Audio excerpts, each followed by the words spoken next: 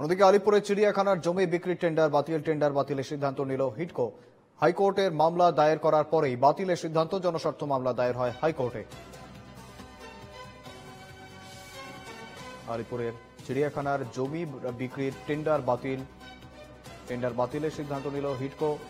হাইকোর্টে মামলা দায়ের করার পরেই বাতিলের সিদ্ধান্ত, জনস্বার্থ মামলা দায়ের হয় হাইকোর্টে।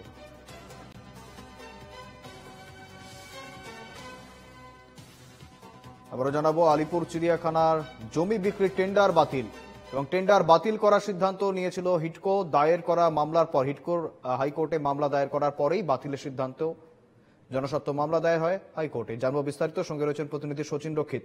শচীন, দেখো, এখনো পর্যন্ত যেটা জানা যাচ্ছে যে একটি জনস্বার্থ মামলা দায়ের হয়েছিল কলকাতা হাইকোর্টে। বিষয়বস্তু ছিল যে আলিপুর চিড়িয়াখানা, সেই চিড়িয়াখানার যে জমি রয়েছে সেই জমি বিক্রির জন্য হিডকোর তরফ থেকে একটি টেন্ডার জারি করা হয়েছে এবং সেই টেন্ডার অনুযায়ী টেন্ডারের উপর ভিত্তি করে কিন্তু এই জনস্বার্থ মামলাটি দায়ের করা হয়েছিল কলকাতা হাইকোর্টে।